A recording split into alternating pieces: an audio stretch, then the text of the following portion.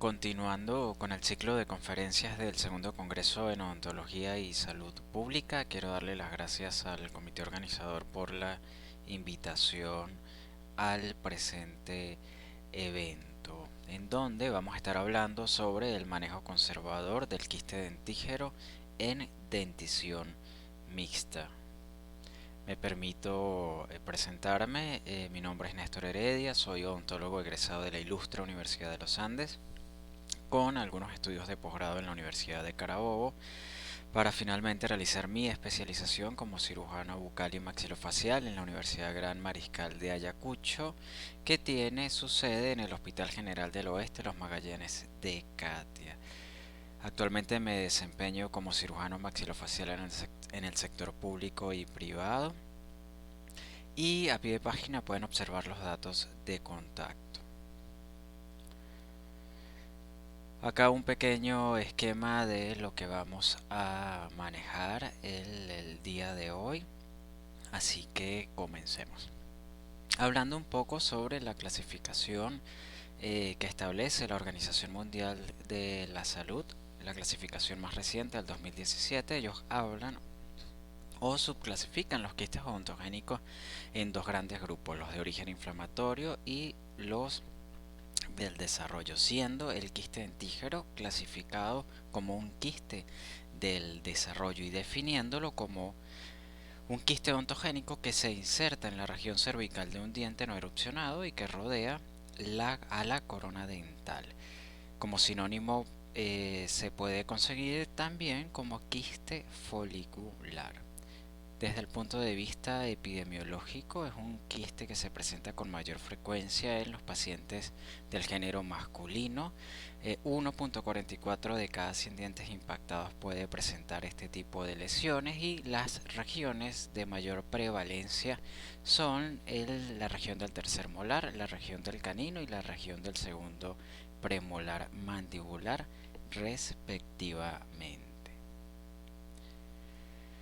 Hablando un poco de la fisiopatología, es importante recordar que, al igual que todos los quistes, pues funciona a través de un mecanismo de expansión, en donde se acumula líquido en el espacio que corresponde al epitelio reducido del esmalte y a la corona dental.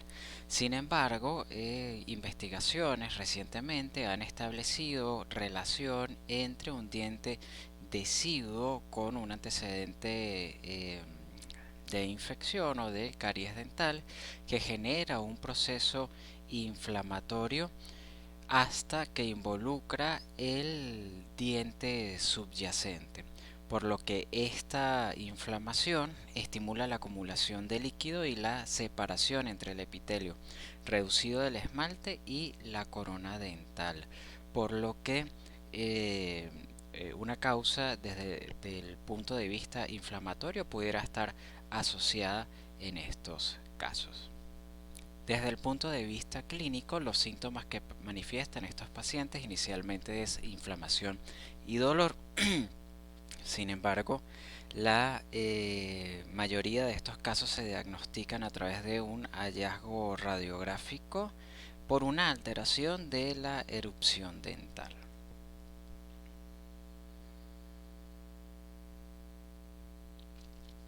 Desde el punto de vista imagenológico, lo podemos conseguir en nuestro estudio de radiografía panorámica como una imagen unilocular bien delimitada, con rodeada por una imagen radio opaca que involucra un diente o una unidad dental en proceso de erupción que pudiera estar retenido y además asociado con, como ya lo decíamos anteriormente, con un diente deciduo que pudiera tener algún antecedente infeccioso.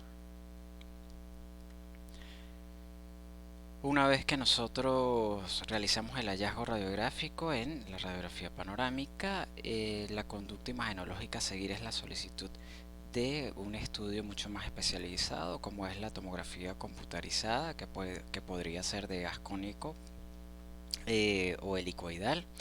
Es importante comprender que la indicación de este estudio tiene que ver con las ventajas de poder realizar reconstrucciones en 3 dimensiones y además ubicar en las 3 dimensiones del espacio nuestra lesión. Desde el punto de vista imagenológico, en la evaluación de la tomografía pudiéramos evaluar u observar una pérdida de la continuidad de la cortical asociada a este tipo de lesión. Otra de las bondades o las ventajas es que podemos realizar mediciones de la lesión. Es importante también tomar en cuenta en este aspecto que los folículos dentales mayores a 4 milímetros ya deben ser considerados desde el punto de vista imagenológico como una lesión quística.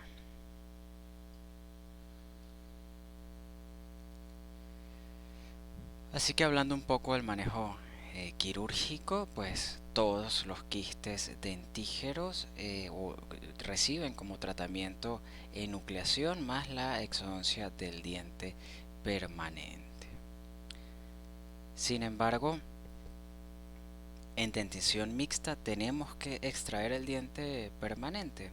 Pues la literatura dice que no, que la conducta en este tipo de pacientes y en este tipo de casos debe ser conservadora. Y cuando hablamos de conducta conservadora hablamos de realizar los esfuerzos necesarios para tratar de mantener el diente permanente en boca.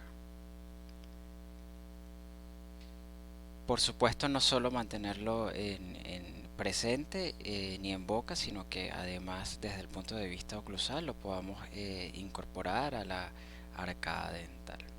Ahora, ¿cuáles son estas consideraciones para realizar el manejo conservador? Bueno, principalmente realizarlo en 2 tiempos quirúrgicos. En el primer tiempo quirúrgico, pues nosotros realizamos la toma de biopsia incisional y en el mismo momento decidimos realizar bien sea marsupialización o descompresión. Básicamente la diferencia o la intención, hablemos primero de la intención de este tratamiento, es detener ese mecanismo de expansión quística perforando el epitelio que rodea al quiste y quitándole esa capacidad de crecimiento por expansión.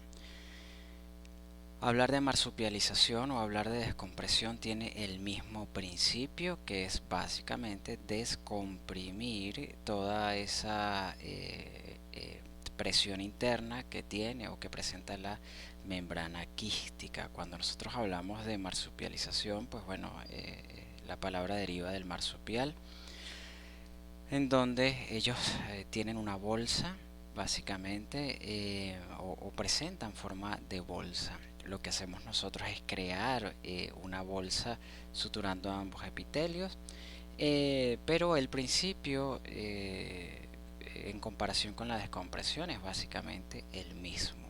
Es descomprimir o aliviar esa presión interna que pudiera estar presentando la cavidad quística. ¿Cómo lo hacemos? Bueno, como ya lo veníamos hablando, abordando el interior de ese quiste y estableciendo una vía de entrada y de salida de líquido.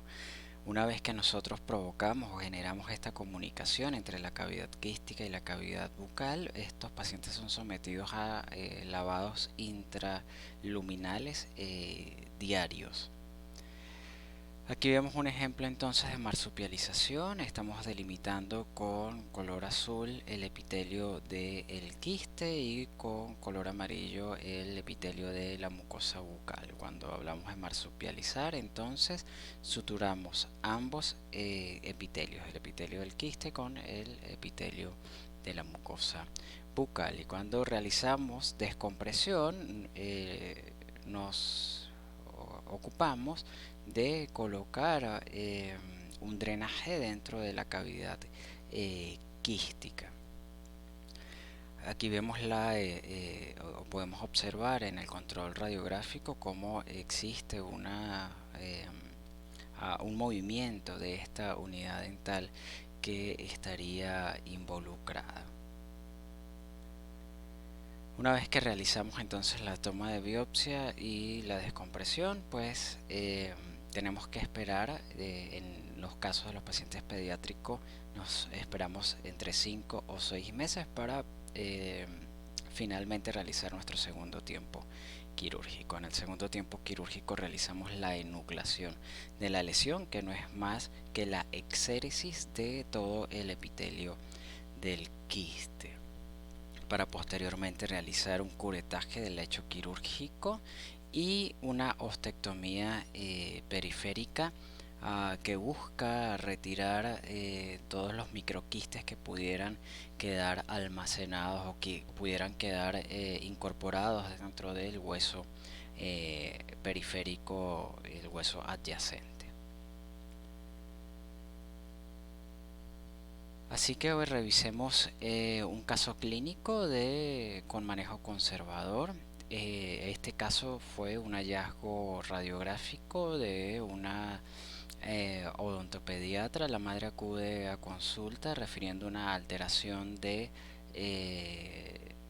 el recambio dental, por lo que bueno, acude a la consulta odontológica. Una vez que la odontopediatra realiza la radiografía panorámica, se da cuenta que ciertamente el segundo premolar inferior se encuentra retenido y asociado con una imagen unilocular de apariencia quística. Fíjense cómo en el estudio de la cefálica lateral también podemos observar claramente la imagen unilocular. Una vez que es referido a nuestra consulta, decidimos solicitar la tomografía computarizada, confirmar el diagnóstico y ubicarnos espacialmente desde el punto de vista quirúrgico. Vemos cómo era una lesión grande de 25 por 21 milímetros y que ciertamente tenía involucrado un diente en proceso de erupción. Así que decidimos llevar al paciente a mesa operatoria. Siempre antes de realizar la incisión realizamos una punción para aspirar el contenido interno. Esto es solo con fines de diagnóstico clínico, no citológico. Vemos entonces cómo el interior de esa lesión quística presentaba un líquido bastante fluido y de color amarillento. Luego de eso decidimos realizar el abordaje quirúrgico con una incisión marginal que ocupaba toda la hemiarcada. Y al realizar la exposición del colgajo vemos cómo efectivamente había una pérdida de la continuidad de la cortical vestibular que ponía en evidencia el epitelio de la lesión. Por lo que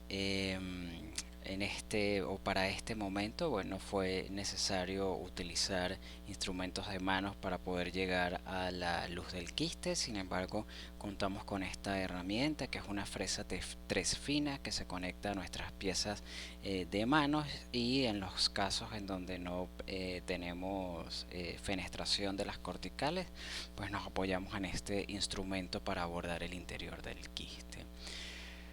Decidimos entonces realizar la exodoncia de la unidad dental temporal y vemos cómo inmediatamente posterior a la exodoncia pues queda en mejor evidencia la lesión intramandibular.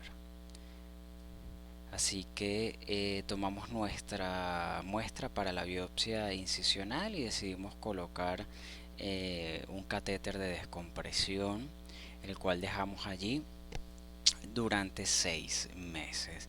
Esa muestra inicial la tomamos en septiembre del 2016, arrojando como conclusión diagnóstica quiste dentígero. Así que nos decidimos a descomprimir durante 6 meses. En pantalla observamos la diferencia entre la radiografía inicial y la radiografía control, en donde vemos cómo existe una reducción del tamaño del quiste, por lo que consideramos a partir de ese momento que la descompresión estaba realizando su trabajo. Así que decidimos llevar en un segundo tiempo quirúrgico a nuestro paciente a mesa operatoria. En pantalla vemos el lecho quirúrgico luego de realizar nuestra enucleación.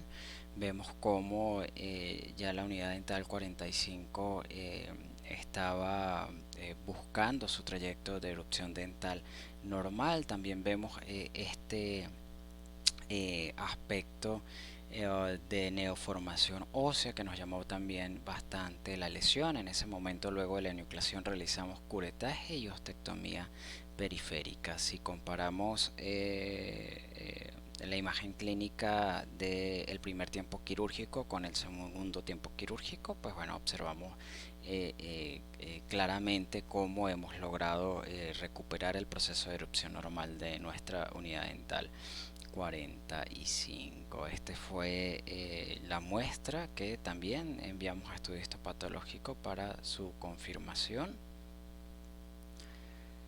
en donde ya en el 2017 la confirmación de las características histopatológicas coincidieron con un quiste dentígero. A partir de este momento decidimos realizar seguimiento clínico y vemos cómo ya se encuentra en cavidad la unidad dental 45. No utilizamos ningún tipo de aparatología ortopédica ni asistimos la erupción con ningún procedimiento adicional más allá de el tratamiento del quiste dentígero.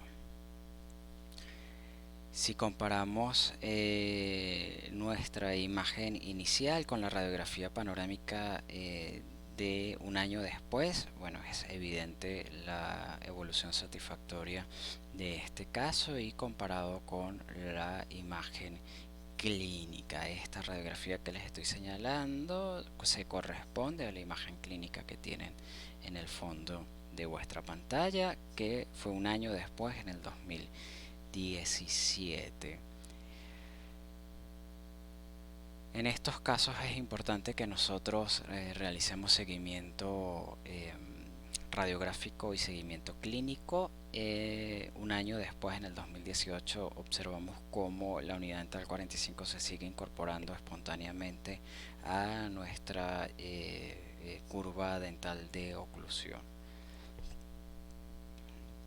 para finalmente en el 2019 ocupar una posición de función dentro del arco dental. En este caso, o hasta este momento, realizamos un seguimiento de 3 años y comparamos entonces el aspecto clínico con el aspecto radiográfico. Observamos cómo no hay imágenes sugestivas de una recidiva de este caso o de esta lesión en nuestro paciente. Realizando el comparativo del 2019 al 2016, luego de 3 años de seguimiento y luego de el tratamiento conservador, observamos y apreciamos la ventaja que nos ofrece el manejo clínico: salvar nuestro diente permanente, incorporarlo correctamente a su función dentro de la arcada dental. Pueden leer los detalles de este caso en la revista científica de la Sociedad Venezolana de Radiología e Imagenología Dentofacial en Venezuela. Lo pueden buscar en su página web. Bueno, esto ha sido todo para el momento. Así que ya cerrando con nuestra conferencia, vamos a evaluar cuáles son los elementos claves para el manejo de estos casos. Y el primero es que el tratamiento conservador de los quistes dentígeros en los pacientes pediátricos requiere una evaluación exhaustiva con el objeto de disminuir las comorbilidades, y entendiendo como comorbilidad pues a las alteraciones oclusales que pudieran ser consecuencia de las exodoncias dentales de los dientes permanentes. También tenemos que considerar la posibilidad real de el seguimiento radiográfico anual a fin de garantizar la regeneración ósea completa, la correcta ubicación funcional del diente asociado y por supuesto descartar la posibilidad de las recidivas. Y finalmente, en el presente caso, la descompresión inicial, la extracción del diente temporal, la enucleación total del quiste, la ostectomía periférica y la preservación del diente permanente fue una opción que mostró resultados satisfactorios. Así que muchas gracias por su atención. Si tienen alguna duda o alguna pregunta, bueno, pueden hacerlo a través de los mecanismos que ha dispuesto el Congreso para tal fin, y a pie de página les dejo los datos de contacto. Por su atención, muchas gracias.